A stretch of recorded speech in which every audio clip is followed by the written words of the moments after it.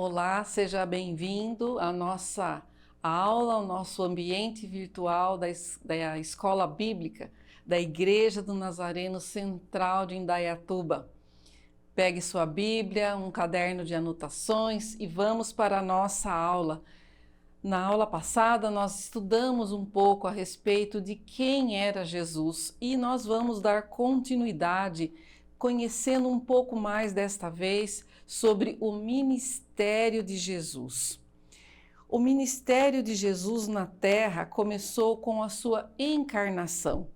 A Bíblia diz que por obra e graça do Espírito Santo, Jesus foi concebido de uma jovem virgem de Nazaré chamada Maria.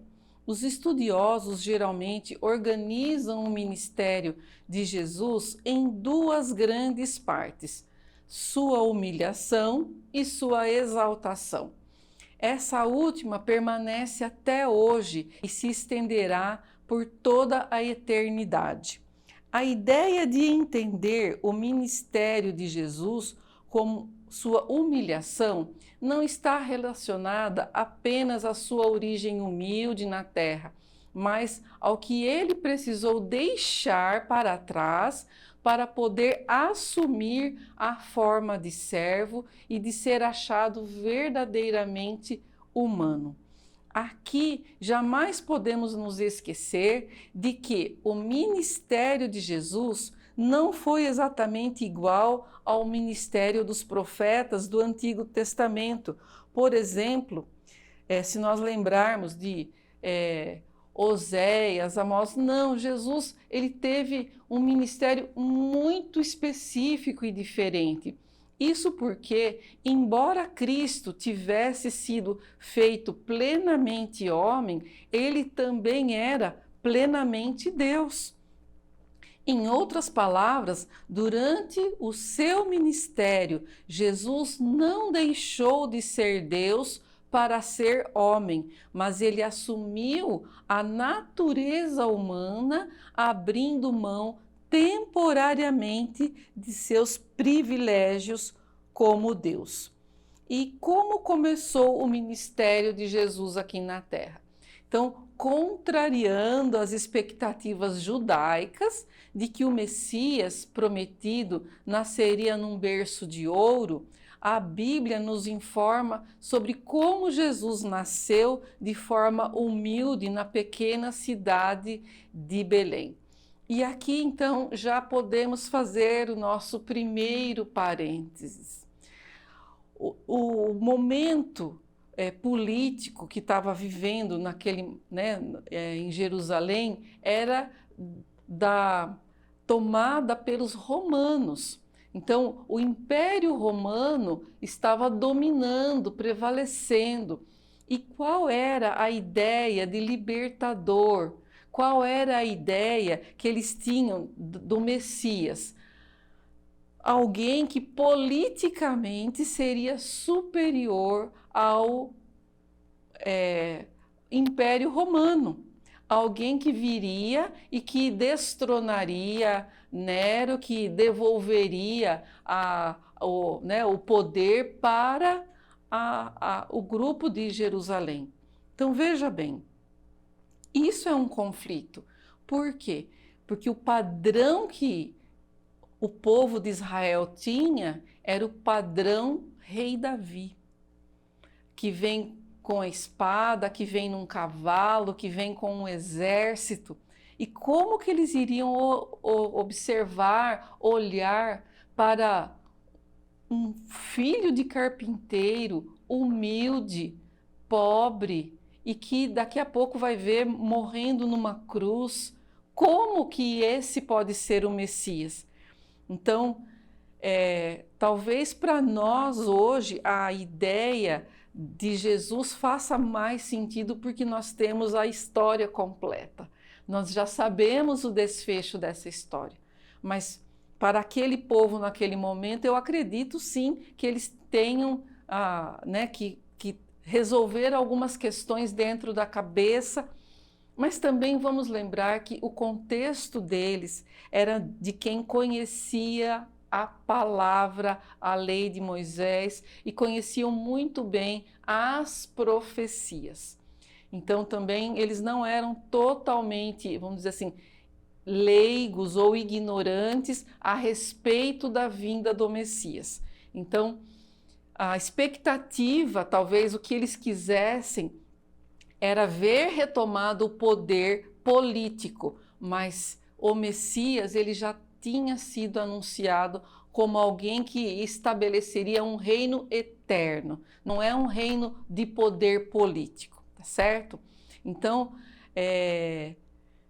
Jesus ele nasceu de forma humilde na pequena cidade de Belém, lembrando que Maria e José eram de Nazaré e eles estavam em Belém por conta de um recenseamento que o rei Herodes pediu para ser feito, e aí tinha que ir na cidade de origem da família. E a cidade estava cheia e não tinha lugar para o nascimento de Jesus. E a partir desse nascimento, em seguida, nós vamos ver lá em Lucas capítulo 2, verso 21 e 22, que ele foi consagrado no templo conforme mandava a lei e circuncidado ao 8º dia. Bom, depois de Herodes o Grande, ele ordenou a morte dos meninos recém-nascidos em Belém. E isso fez com que a família de Jesus tivesse que passar um tempo no Egito. Mas a Bíblia não fornece quase nenhum detalhe sobre a infância e a adolescência e a juventude de Jesus.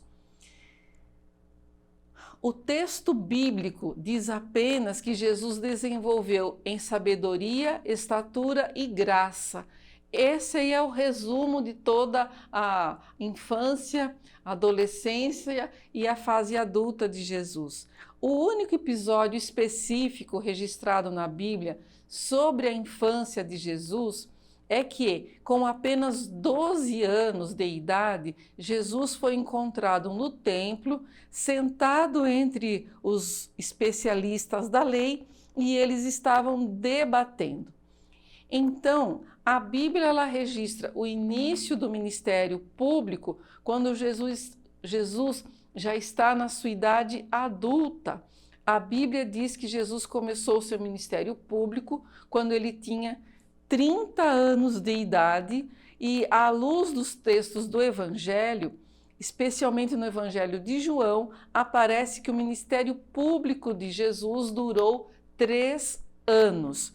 O evento que marcou o início do ministério público de Jesus foi o batismo que foi feito pelo primo de Jesus, João Batista, no Rio Jordão. Esse foi o início. Então vamos falar um pouco sobre o desenvolvimento do ministério público de Jesus. Bom, depois de ser batizado, Jesus foi conduzido pelo Espírito Santo ao deserto. E ali ele venceu, ele passou os 40 dias e o próprio inimigo o levou, ofereceu os reinos que tinha na terra, se ele prostrado adorasse, pediu para transformar as pedras em pães porque estava com fome, pediu para se jogar do pináculo, porque se ele era filho de Deus, Deus iria salvá-lo, E Jesus, de uma forma muito forte, de uma forma muito consciente, ele refutou todas essas tentativas do diabo. E aqui eu queria então fazer um parênteses com você. Quando o diabo fala, todos esses reinos serão seus, se prostrado me adorares. Você acha que o diabo estava sendo sincero com Jesus? Você já pensou sobre isso? O diabo, que nós falamos que ele é o pai da mentira, e agora ele está diante de Jesus e está oferecendo todos os reinos da terra, ele daria para Jesus se Jesus prostrado, ajoelhado, reverenciasse a ele? Você acha que o diabo estaria mentindo, blefando? Pois bem, essa é uma das, talvez o único momento que o diabo ele falou a verdade. Por quê?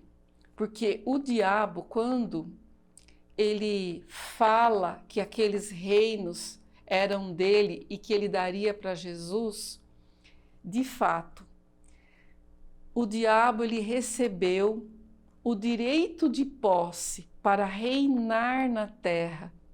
Então a palavra diz que o mundo jaz no maligno. Então, no momento em que o casal no jardim pomar, eles aceitaram a conversa da serpente, eles pecaram, eles rejeitaram a orientação que Deus tinha dado a respeito de não comer da árvore da vida e do conhecimento do bem e do mal. Então, da árvore da vida podia comer, mas do conhecimento do bem e do mal não podia. Quando o casal rejeitou essa orientação de Deus, eles, em outras palavras, disseram que acreditavam no que o diabo estava falando. Então, o direito de posse e de propriedade que Deus tinha dado ao homem, que Deus falou, né, cuide do jardim, cultive e guarde, Deus deu um direito de posse e de domínio.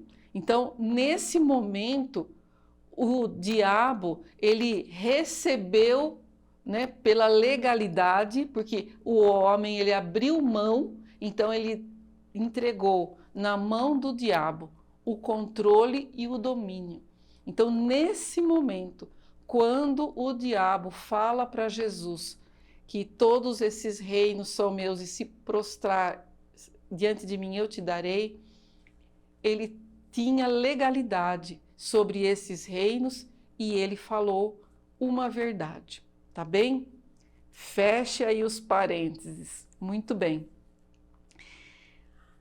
Então Jesus ele foi batizado, ele foi levado aos 40 dias e 40 noites no deserto, onde ele passou no jejum. Ele venceu a tentação de Satanás, porque ele não aceitou as propostas de Satanás.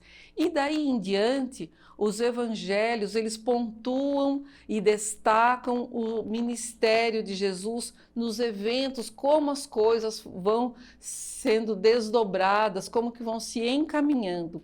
Ele curou doentes, ele multiplicou alimentos, ele expulsou demônios, ele controlou as forças da natureza, ele ressuscitou mortos, mas tudo isso servia para testemunhar acerca de sua identidade como filho de Deus e validar a mensagem acerca do reino dos céus.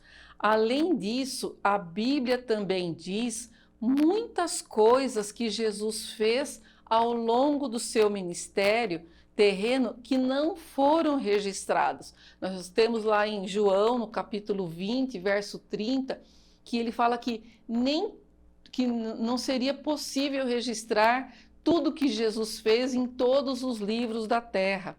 Então, geograficamente, o ministério de Jesus se desenvolveu principalmente na Galileia, mas também na Judéia e na Pérea. Se você abrir o mapa, onde tem Jerusalém, então vai estar do lado da Síria, né? Então faz com uma divisa com o mar, né? No mar Mediterrâneo. Então esse era o espaço em que Jesus ele atuou, né? Já a última semana do ministério de Jesus, antes da crucificação, se deu na cidade de Jerusalém. Jesus foi traído por um dos seus discípulos, Judas Iscariotes, e após ser preso, acabou sendo condenado à morte com base em falsas acusações. Então, a morte de Jesus foi por meio da crucificação. Inclusive, esse era um tipo de morte mais humilhante. Deixa eu falar uma coisa para você. Muitas vezes nos filmes, nas pinturas, gravuras, esculturas, a gente vê a imagem de Jesus crucificado com um pano jogado na cintura, rodeando a cintura. Não era assim na tradição. A tradição dizia que o prisioneiro, e era uma pena capital, né, era uma pena de morte, e ele era crucificado nu. Então, muito humilhante, muito vergonhoso. Então, esse era o tipo de morte dado para bandidos e assassinos. E eles colocaram Jesus nesse mesmo patamar. Por quê? Porque eles libertaram Barrabás, que era um bandido, e no lugar de Barrabás, então, colocaram Jesus, e nós nos lembramos dessa história, que do lado de Jesus, em cada lado, tinha também um bandido, tá certo? Então, apenas os escravos e criminosos da pior qualidade eram crucificados. Os teólogos têm identificado a crucificação de Jesus como o ponto mais alto e profundo da humilhação durante o ministério de Jesus, enquanto a vitória sobre a morte por meio da ressurreição foi o ponto inicial de sua exaltação, que culminou na sua ascensão ao céu. Então, portanto, a morte não colocou um fim no ministério de Jesus. Isso é sensacional. A morte não colocou um fim no ministério de Jesus. O ministério de Jesus está vibrante, está atuante. Ai, Carmen, mas como que ele pode ainda estar atuando se Jesus não está mais aqui? Jesus, ele confiou o ministério, a continuidade do ministério dele a cada um de nós. E quem que é o guardião desse ministério? É o Espírito Santo. O Espírito Santo é quem nos conduz, é Ele quem nos mostra, é Ele quem revela, é Ele quem nos confronta muitas vezes nas nossas iniquidades, nos nossos pecados, para voltar para o caminho que Jesus traçou e nós estamos caminhando sobre ele. Por quê? Porque nós aceitamos a morte de Jesus na cruz. Então, quando Jesus morre, nós morremos com ele. Quando Jesus ressuscita, nós ressuscitamos com ele. E um dia, assim como ele, nós estaremos no trono junto com ele, reinando sobre a criação. É essa a promessa que o Senhor tem para nós.